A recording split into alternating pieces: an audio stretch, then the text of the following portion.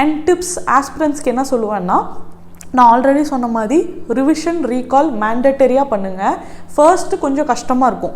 ஒரு விஷயத்தை படிச்சுட்டு கண்ணை மூடி யோசிக்கும் போது நம்ம பிரெயின் வந்து அதை யோசிக்க விடாது, கண்ணை திறந்து பார்த்துடலான்னு தோணும். பட் அது விட்டுறாதீங்க. ரீகால் ரிவிஷன் திரும்ப திரும்ப பண்ணிகிட்டே இருக்கிறதுக்கு it will do wonders in your preparation. அதே மாதிரி இப்போ நம்ம யூபிஎஸ்சிக்குள்ளே வந்துட்டோம், ஆன்சர் ரைட்டிங் பண்ணுறதுக்கு ஹெசிடேட் பண்ணவே கூடாது. ஏன்னா நம்ம மெயின்ஸும் இன்டர்வியூவும் தான் நம்மளை பற்றி நமக்கு ஒரு ரேங்க் கொடுக்க போகுது. ப்ரிலிம்ஸ் குவாலிஃபைங்காக தான் இருக்கும். நிறைய பேர் 3-4 ப்ரிலிம்ஸே குவாலிஃபை ஆகலைங்கும் போது ப்ரிலிம்ஸே படிச்சுட்டு இருக்கவங்க உண்டு. பட் மெயின்ஸும் இன்டர்வியூவும் தான் ரொம்ப இம்பார்ட்டன்ட்.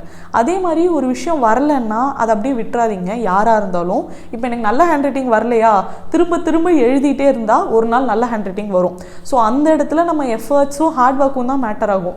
ஒரு விஷயம் வரல, நம்மளால் நல்லா இங்கிலீஷ் பேச முடியலன்னா நம்ம பேசிகிட்டே இருந்தால் இங்கிலீஷ் நல்லா இல்லைனாலும் அந்த ஃப்ளோ கிடைக்கும். ஸோ உங்கள் ஹார்ட் ஒர்க்கு அந்த இடத்துல போகிறது தான் ரொம்ப முக்கியமே தவிர யாரும் கிவ் அப் பண்ணிடாதீங்க. இதுதான் என்னோட மெயின் டிப்பாக இருக்கும். ஆன்சர் ரைட்டிங்கும் விட்டுறாதீங்க, எழுதிட்டே இருங்க. நிறைய பேர் சொல்லலாம் ஆன்சர் ரைட்டிங் பண்ண மாட்டோன்னு, but answer writing it's mandatory.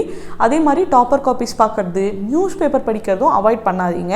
ஏன்னா நியூஸ் பேப்பர் படிக்கும்போது நமக்கு எல்லா விஷயமும் தெரிஞ்சுக்கலாம், ஒரு ஒப்பீனியன் ஃபார்ம் பண்ணலாம், ரொம்ப ஹெல்ப்ஃபுல்லாக இருக்கும்.